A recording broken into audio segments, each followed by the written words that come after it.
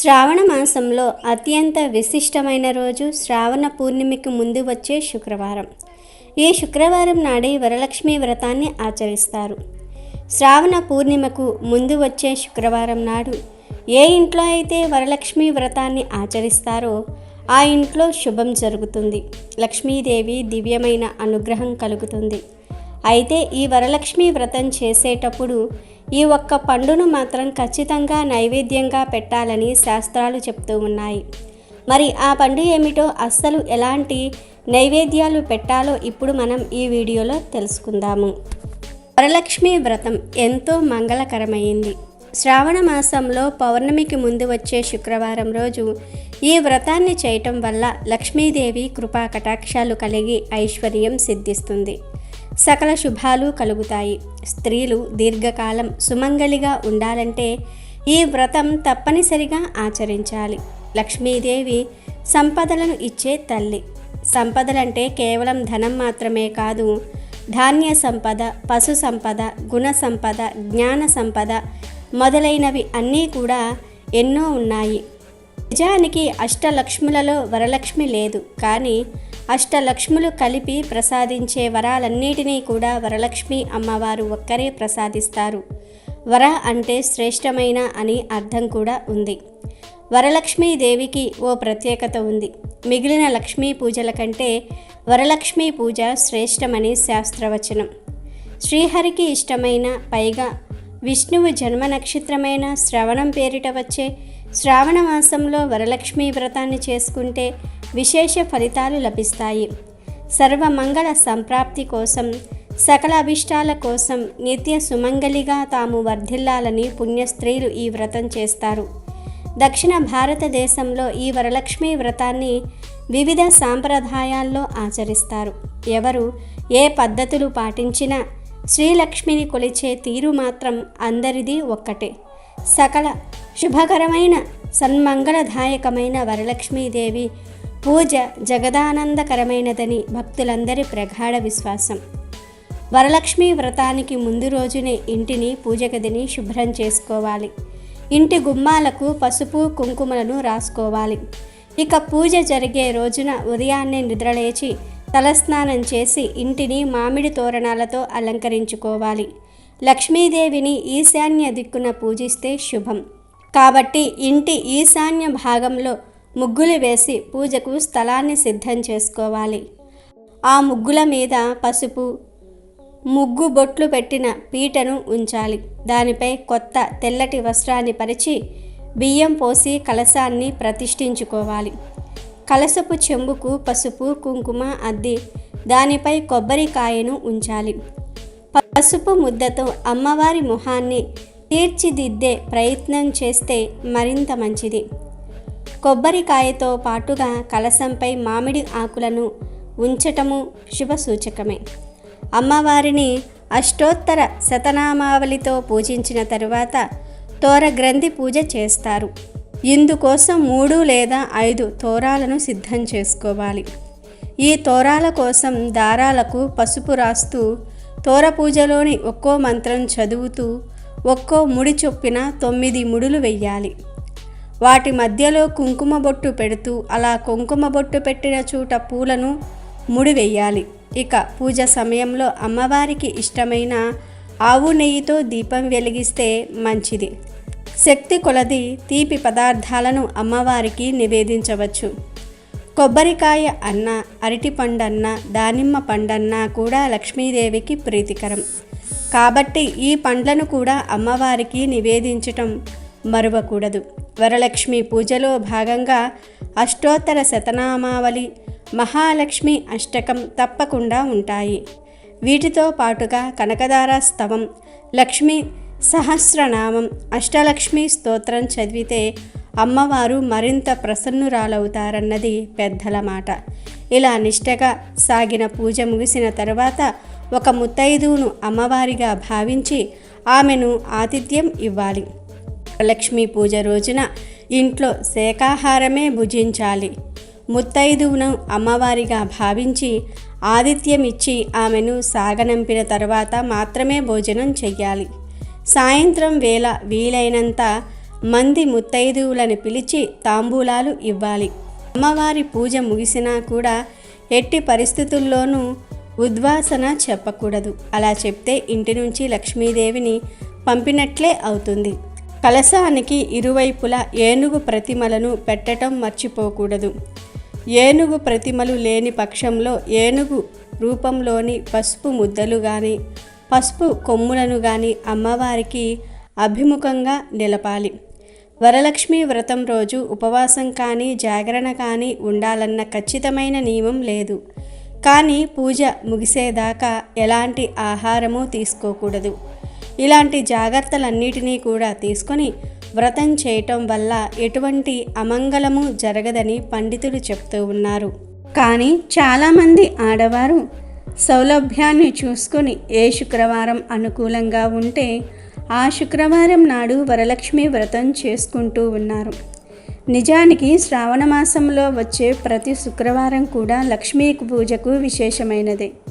కానీ వరలక్ష్మి వ్రతం ఆచరించడానికి శ్రావణ మాసంలో వచ్చే ప్రతి శుక్రవారం పనికొస్తుందని శాస్త్రాలు చెప్పలేదు. భవిష్యోత్తర పురాణంలో పౌర్ణమికి ముందు వచ్చే శుక్రవారం నాడే వరలక్ష్మి వ్రతం చెయ్యమని వరలక్ష్మీదేవి చారుమతికి క్లియర్గా చెప్పింది. కనుక పౌర్ణమికి ముందు వచ్చే శుక్రవారం నాడే వరలక్ష్మి వ్రతం ఆచరించాలి. ఇదే సాంప్రదాయం, ఇదే అమ్మవారు తెలియజేసిన పద్ధతి. కాబట్టి స్త్రీలందరూ కూడా పౌర్ణమికి ముందు వచ్చే శుక్రవారం నాడు మాత్రమే వరలక్ష్మి వ్రతం ఆచరించండి. అలా కాకుండా మీకు కుదిరినప్పుడు, మీకు టైం దొరికినప్పుడు చేసుకుంటే గనుక అది అమ్మవారి మాటను తిరస్కరించినట్లు అవుతుంది. వరలక్ష్మి వ్రతం రోజు నెలసరి వస్తే, నెలసరిలో ఉంటే తర్వాత వచ్చే 3వ శుక్రవారం నాడు వరలక్ష్మి పూజ చేసుకోవచ్చు.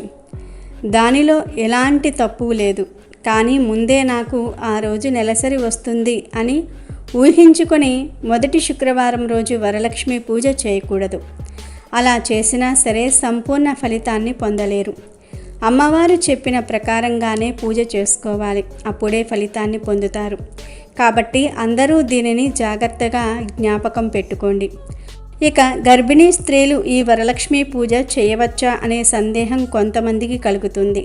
గర్భవతులు 7వ నెల దాటిన వారు ఆనవాయితీ ఉన్నా కూడా ఈ వరలక్ష్మి వ్రతం చేయకూడదు.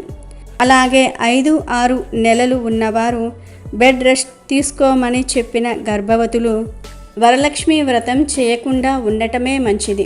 2023లో ఆగస్టు 25న వరలక్ష్మి వ్రతం రాబోతోంది. చాంద్రమానం ప్రకారం సంవత్సరంలో 5వ దివ్యమైన మాసం శ్రావణం. ఈ మాసంలో భక్తితో వేడుకుంటే వరాలిచ్చే తల్లి వరలక్ష్మీదేవి. వరాలు ఇచ్చే దేవతగా వరలక్ష్మీదేవిని కొలుస్తారు. ఈ వ్రతాన్ని ఆంధ్రప్రదేశ్, తెలంగాణ, కర్ణాటక రాష్ట్రాల్లో స్త్రీలు అధికంగా చేస్తారు. ఈ వ్రతాన్ని ముఖ్యంగా వివాహమైన మహిళలు నిర్వహిస్తారు. ఈ రోజున వరలక్ష్మీ దేవతను పూజిస్తే అష్టలక్ష్మీ పూజలకు సమానం అనే నమ్మకంతో కుటుంబ సభ్యులు కూడా వరలక్ష్మీ పూజలో పాలు పంచుకుంటూ ఉంటారు. ముఖ్యంగా మంచి భర్త, కుమారులు కలగాలని కూడా అమ్మాయిలు ఈ పూజ చేస్తారు. వరలక్ష్మీదేవిని పూజిస్తే అష్టైశ్వర్యాలైనటువంటి సంపద, భూమి, శిక్షణ, ప్రేమ, కీర్తి, శాంతి, సంతోషం, శక్తి వంటివి లభిస్తాయని ప్రగాఢ విశ్వాసం. వరలక్ష్మీ వ్రతాన్ని ఆచరించడానికి ఏ నిష్టలు, నియమాలు, మడులు అవసరం లేదు. నిశ్చలమైన భక్తి, ఏకాగ్ర చిత్తం ఉంటే చాలు. వరలక్ష్మీ వ్రతం ఎంతో మంగళకరమైంది. శ్రావణ మాసంలో పౌర్ణమికి ముందు వచ్చే శుక్రవారం రోజు ఈ వ్రతాన్ని చేయటం వల్ల లక్ష్మీదేవి కృపా కటాక్షాలు కలిగి ఐశ్వర్యం సిద్ధిస్తుంది. సకల శుభాలు కలుగుతాయి. స్త్రీలు దీర్ఘకాలం సుమంగళిగా ఉండాలంటే ఈ వ్రతం తప్పనిసరిగా ఆచరించాలి. లక్ష్మీదేవి సంపదలను ఇచ్చే తల్లి. సంపదలంటే కేవలం ధనం మాత్రమే కాదు. ధాన్య సంపద, పశు సంపద, గుణ సంపద, జ్ఞాన సంపద మొదలైనవి ఎన్నో ఉన్నాయి. నిజానికి అష్టలక్ష్ములలో వరలక్ష్మి లేదు. కానీ అష్టలక్ష్ములు కలిసి ప్రసాదించే వరాలన్నిటినీ కూడా వరలక్ష్మి అమ్మవారు ఒక్కరే ప్రసాదిస్తారు. వర అంటే శ్రేష్టమైన అనే అర్థం కూడా ఉంది. వరలక్ష్మీదేవికి ఓ ప్రత్యేకత ఉంటుంది. మిగిలిన లక్ష్మీ పూజల కంటే వరలక్ష్మీ పూజ శ్రేష్టమని శాస్త్రవచనం. శ్రీహరికి ఇష్టమైన, పైగా విష్ణువు జన్మనక్షత్రమైన శ్రవణం పేరిట వచ్చే శ్రావణ మాసంలో వరలక్ష్మీ వ్రతాన్ని చేసుకుంటే విశేష ఫలితాలు లభిస్తాయి. సర్వమంగళ సంప్రాప్తి కోసం, సకలాభిష్టాల కోసం నిత్య సుమంగళిగా తాము వర్ధిల్లాలని పుణ్యస్త్రీలు ఈ వ్రతం చేస్తారు. దక్షిణ భారతదేశంలో ఈ వరలక్ష్మీ వ్రతాన్ని వివిధ సాంప్రదాయాల్లో ఆచరిస్తారు. ఎవరు ఏ పద్ధతులు పాటించినా శ్రీలక్ష్మిని కొలిచే తీరు మాత్రం అందరిది ఒక్కటే. సకల శుభంకరమైన సన్మంగళదాయకమైన వరలక్ష్మీదేవి పూజ జగదానందకరమైనదని భక్తులందరి ప్రగాఢ విశ్వాసం. వరలక్ష్మీ వ్రతాన్ని ఎవరైనా సరే చేసుకోవచ్చు. ఎలాంటి కుల వర్ణ భేదాలు లేవు. ఆనవాయితీ ఉన్నవారు కలశం పెట్టి పూజ చేసుకోవచ్చు. ఆనవాయితీ లేనివారు అమ్మ ఫోటోకి పూజ చేసుకోవచ్చు. ఆనవాయితీ లేనివారు కూడా పెట్టుకోవాలి అనే ఆసక్తి ఉంటే ఖచ్చితంగా కలశం పెట్టుకొని పూజ చేసుకోవచ్చు. దాని వలన ఎలాంటి దోషాలు రావు. ఆనవాయితీ ఉంటే కలశం పెట్టుకుని, లేకపోతే ఫోటో పెట్టుకుని పూజ చేసుకోవచ్చు. ఎలా చేసినా సరే భక్తి అనేది ప్రధానం. ముందు అమ్మవారికి బొట్టు పెట్టుకోండి. పూలదండ లేదా పూలు సమర్పించండి. లక్ష్మీ అష్టోత్తరం చదువుకోండి. అమ్మవారి నామాలు చదువుకుంటూ పూలు సమర్పించండి. దీపం, ధూపం, తాంబూలం, నైవేద్యం సమర్పించండి. ఆ తర్వాత చుట్టుప్రక్కల వాళ్లకు తాంబూలాలు ఇచ్చుకోండి. ఇది వరలక్ష్మీ వ్రతం చేసుకునే పద్ధతి. వరలక్ష్మీ వ్రతాన్ని సింపుల్గా చేసుకోవచ్చు లేదా గ్రాండ్గా కూడా చేసుకోవచ్చు. మీ ఓపికను బట్టి ఎంతమందికి అయినా సరే తాంబూలం ఇచ్చుకోవచ్చు. ఈ శ్రావణ మాసపు రోజుల్లో ఇచ్చే తాంబూలం వలన చాలా చక్కటి ఫలితం వస్తుంది. తమలపాకులు, వక్క, 2 పళ్ళు, పసుపు, కుంకుమలు ఇవన్నీ కలిపి తాంబూలం ఇవ్వాలి. వీటితో పాటు కొంతమంది తిలకం, కాటుక, గాజులు కూడా ఇస్తారు. అలా కూడా ఇచ్చుకోవచ్చు. జాకెట్ ముక్క లేదా చీర ఇలా ఏదో ఒకటి తాంబూలంలో పెట్టి ఇవ్వవచ్చు. వీటన్నిటితో పాటు శ్రావణ మాసంలో తాంబూలంలో ప్రధానంగా శనగలను పెట్టి ఇవ్వాలి.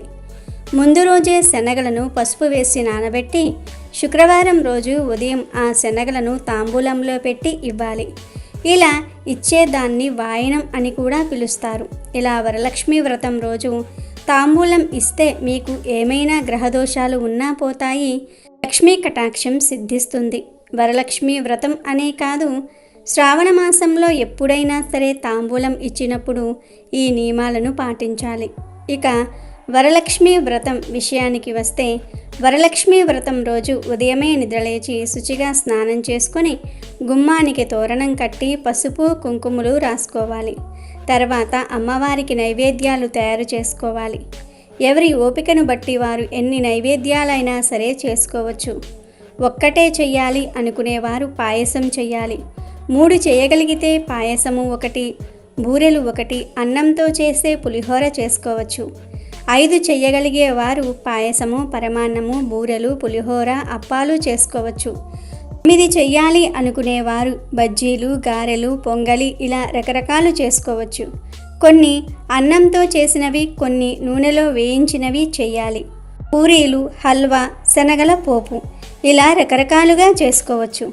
ఇలా త్వరగా ఉదయమే నైవేద్యాలు వండేసుకోండి. మీ ఓపికను బట్టి ఎన్ని చేయగలిగితే అన్ని నైవేద్యాలు చేసుకోండి. పాయసము, పులిహోర, దద్దోజనము, చక్కెర పొంగలి, గారెలు, బూరెలు, అప్పాలు, బజ్జీలు, మైసూర్ పాకులు, పాల తాలికలు, లడ్డూలు వీటిల్లో ఏ నైవేద్యాలైనా సరే చేసుకోవచ్చు. ఇక పూజ విషయానికి వస్తే వరలక్ష్మీ వ్రత సంకల్పం అనే పుస్తకం దొరుకుతుంది. ముందు గణపతి పూజ చేసుకొని తర్వాత వరలక్ష్మీ పూజ చేసుకోవాలి. ఈ పూజ ప్రాసెస్ అంతా కూడా పుస్తకంలో ఉంటుంది. లేదా ఆన్లైన్లో చాలా వీడియోలు దొరుకుతున్నాయి, అవి ఆన్ చేసుకొని పూజ చేసుకోండి. ఇక తోరం విషయానికి వస్తే దారానికి 9 ముడులు వేసి పూలు, మామిడాకులు కట్టి ఆ 9 ముడులకు పూజ చేసుకోవాలి. దీనినే గ్రంథి పూజ అంటారు. ఈ తోరాన్ని చేతికి కట్టుకొని అక్షింతలను చేతిలో పుచ్చుకొని చారుమతీదేవి కథను వినాలి. ఈ వరలక్ష్మీ వ్రత కథ ప్రకారం భర్త పట్ల ఆదరాన్ని, అత్తమామల పట్ల గౌరవాన్ని ప్రకటిస్తూ చారుమతి ఉత్తమ ఇల్లాలుగా తన బాధ్యతలను నిర్వహిస్తూ ఉండేది. మహాలక్ష్మీదేవి పట్ల ఎంతో భక్తి శ్రద్ధలు కలిగిన చారుమతి అమ్మవారిని త్రికరణ శుద్ధిగా పూజిస్తూ ఉండేది. ఆ మహాపతివ్రత పట్ల వరలక్ష్మీదేవికి అనుగ్రహం కలిగి స్వప్నంలో ఆమెకు సాక్షాత్కరిస్తుంది. శ్రావణ శుక్ల పూర్ణిమకు ముందు వచ్చే శుక్రవారాన తనను ఆరాధిస్తే కోరిన వరాలన్నీ కూడా ఇస్తానని ఆమెకు దేవదేవి అభయమిస్తుంది. అమ్మ ఆదేశానుసారం చారుమతి తాను ఒక్కతే కాకుండా అందరి ఆడవాళ్లను పిలిచి వరలక్ష్మీ వ్రతాన్ని ఆచరించి సమస్త సిరి సంపదలను పొందుతుంది. ఇతర స్త్రీలకు కూడా సమస్త సిరి సంపదలు సిద్ధిస్తాయి. ఈ విషయం తెలిసిన ఆ దేశపు రాజు అప్పటి నుండి అందరూ శ్రావణ మాసంలో పూర్ణిమకు ముందు వచ్చే శుక్రవారం నాడు వరలక్ష్మీ పూజ చెయ్యమని చాటింపు వేయించాడు. అప్పటి నుండి ఈ వరలక్ష్మీ వ్రతం చేసుకుంటున్నాం అని ఈ కథ విని చేతిలోని అక్షింతలు కొన్ని అమ్మవారి మీద వేసి కొన్ని మన మీద వేసుకోవాలి. తర్వాత ఇంట్లో ఉండే పెద్దవారికి అంటే అత్తగారికి లేదా అమ్మమ్మ గారికో వాయనం ఇవ్వండి. తర్వాత మీ ఆచారం ప్రకారం ఎంతమందికి వాయనం ఇవ్వాలి అనుకుంటారో అంతమందికి వాయనం ఇచ్చుకోండి.